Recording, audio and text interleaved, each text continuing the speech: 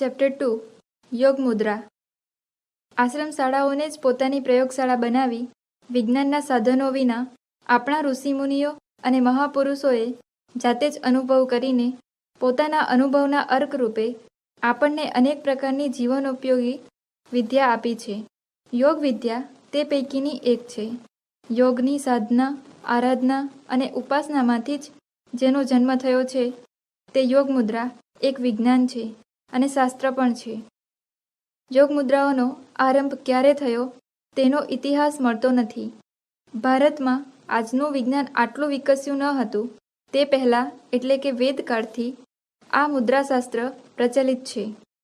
ઈશ વંદના, વડીલોને પ્રણામ કે અરસપરસ અભિવાદન કરીએ ત્યારે હાથની આંગળીઓના ટેરવા ભેગા થાય છે અને એક ચોક્કસ પ્રકારની આકૃતિ બને છે. તેને નમસ્કાર મુદ્રા કહેવાય. મુદ્રાને આંગિક અભિવ્યક્ત કરવાની કળા કે શ્રવણ શક્તિને સચેતન કરતી ક્રિયા પણ કહે છે. આપણા શાસ્ત્રોમાં 700થી વધુ મુદ્રાઓના નામ જાણવા મળે છે. નૃત્ય કળામાં પણ શરીરના વિવિધ અંગોની સ્થિતિમાં અનેક મુદ્રાઓના દર્શન થાય છે.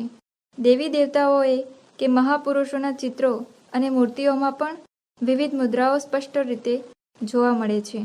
રોજિંદા જીવન વ્યવહારમાં પણ અનેક ક્રિયાઓમાં આપણે સહજ રીતે મુદ્રા કરીએ છીએ, જેમ કે હસ્તધૂનન સમયે, તાળી પાડતી વખતે વગેરે. બાળકની આંગળી પકડતી વખતે હાથની સ્થિતિ એ પણ એક મુદ્રા જ છે. વ્યક્તિને નિરોગી અને તંદુરસ્ત બનાવવામાં આ મુદ્રાઓ ખૂબ મહત્વપૂર્ણ ભાગ ભજવે છે. વિવિધ પ્રકારના સિદ્ધ શારીરિક આસનો સાથે મુદ્રાઓ કરવામાં આવે તો શરીરની ઊર્જામાં વધારો થાય છે.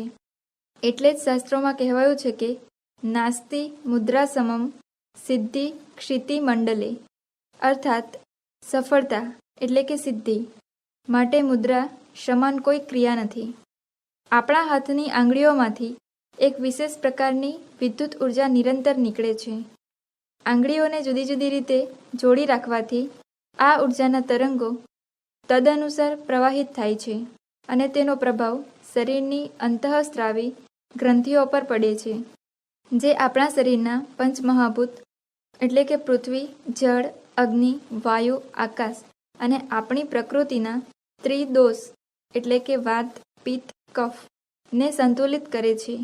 આમ મુદ્રા અભ્યાસનો હેતુ વ્યક્તિનો વિકાસ કરવાનો અને વ્યક્તિના સ્વભાવમાં હકારાત્મક પરિવર્તન લાવવાનો છે. યોગ મુદ્રા કરતાં ધ્યાનમાં રાખવાની બાબતો. અભ્યાસ માટેનું સ્થાન સ્વચ્છ, હવાદાર અને શાંત હોવું જોઈએ. નિશ્ચિત સ્થાન અને નિશ્ચિત સમય લાભદાયી બને છે. ખુલતો અને સુતરાઉ પહેરવેશ પહેરવો જોઈએ. શરીરને ઢીલું રાખવું. મન શાંત અને પ્રસન્ન રાખી એકાગ્રતાપૂર્વક અભ્યાસ કરવો જોઈએ. મુદ્રાઓને પ્રારંભે 10 મિનિટથી શરૂ કરીને ધીરે ધીરે 40 મિનિટ સુધી નિયમિત અભ્યાસ કરી શકાય તો વધુ લાભદાયી બને છે. આંગળીઓને ખેંચી તાણીને યોગ મુદ્રાઓ કરવાનો પ્રયત્ન કરવો જોઈએ નહીં. યોગાભ્યાસમાં મુદ્રાઓ કરતા સમયે આંગળીઓમાં વીંટી, કાંડામાં રીંગ કે ઘડિયાળ પહેરવી જોઈએ નહીં. યોગાભ્યાસમાં ધ્યાનમાં રાખવા જેવી બધી જ બાબતો ધ્યાનમાં લેવાથી યોગ મુદ્રાનો ચોક્કસ લાભ મળે છે.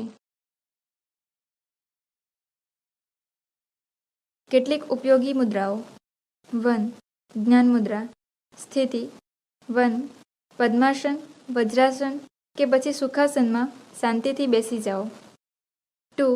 બંને હાથની હથેળીઓ તમારા ઘૂંટણ ઉપર મૂકી દો. 3. તર્જની એટલે કે પ્રથમ આંગળીની ટોચ અને અંગૂઠાની ટોચને અડાડી સહજ દબાણ આપો અને બાકીની મધ્યમાં અનામિકા તથા કનિષ્ઠિકા સીધી રાખો. ઘૂંટણ ઉપર ગોઠવવાથી આકૃતિ પ્રમાણે જ્ઞાન મુદ્રા બને છે. લાભ. 1. મગજના જ્ઞાન તંતુઓને ક્રિયાવંત કરે છે. મનને શાંત કરે છે અને જ્ઞાનનો વિકાસ થાય છે. 2. એકાગ્રતા, યાદશક્તિ, ચોકસાઈ અને પ્રસન્નતા વધે છે. 3. આધ્યાત્મિકતા, સ્નાયુમંડળની સશક્તતા તથા ધ્યાનમાં પ્રગતિ સધાય છે. 2. પૃથ્વી મુદ્રા. સ્થિતિ. 1. મુદ્રાસનમાં શાંતિથી બેસી જાઓ. 2. બંને હાથની હથેળીઓ ઘૂંટણ ઉપર મૂકો. 3. બંને હાથની અનામિકા એટલે કે ત્રીજી આંગળીને હથેળી તરફ વાળી તેના આગલા પર્વ ઉપર અંગૂઠો દબાવી રાખો અને બાકીની 3 તર્જની, મધ્યમા અને કનિષ્ઠિકા સીધી રાખી ઘૂંટણ ઉપર ગોઠવવાથી આકૃતિ પ્રમાણે પૃથ્વી મુદ્રા બને છે. લાભ 1. શરીરની નબળાઈ દૂર થાય છે. મેદસ્વીતા ઘટે છે અને વજન સંતુલિત થાય છે. 2. પાચન શક્તિ, ઉર્જા શક્તિ અને સાત્વિક ગુણોનો વિકાસ થાય છે. 3. શરીરમાં શક્તિ અને સ્ફૂર્તિ, ઓજસ્વીતા અને તેજસ્વીતા આવે છે. 3. વરુણ મુદ્રા. સ્થિતિ 1. આસનસ્થ થઈને શાંતિથી બેસી જાઓ. 2. બંને હાથની હથેળીઓ ઘૂંટણ ઉપર મૂકો. 3. કનિષ્ઠિકાની સાથે અંગૂઠાને જોડી રાખો અને બાકીની ત્રણેય તર્જની, મધ્યમા અને અનામિકાને સીધી રાખી ઘૂંટણ ઉપર ગોઠવવાથી આકૃતિ પ્રમાણે વરુણ મુદ્રા બને છે. લાભ 1. શરીરમાં જલીય અંશની વૃદ્ધિ થાય છે. ફળ સ્વરૂપ શરીરની રૂક્ષતા તથા શુષ્કતા દૂર થાય છે. 2.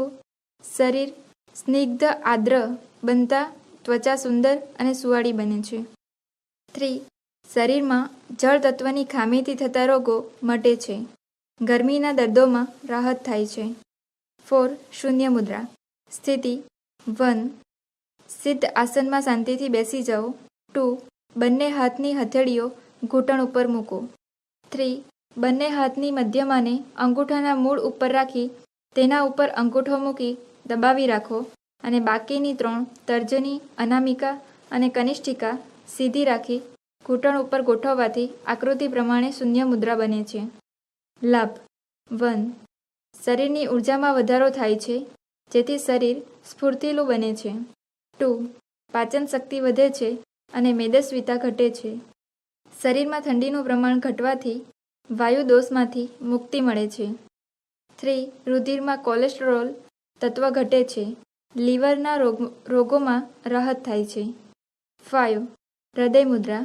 સ્થિતિ 1. કોઈપણ મુદ્રાસનમાં શાંતિથી બેસી જાઓ. 2. બંને હાથની હથેળીઓ ઘૂંટણ ઉપર મૂકો. 3.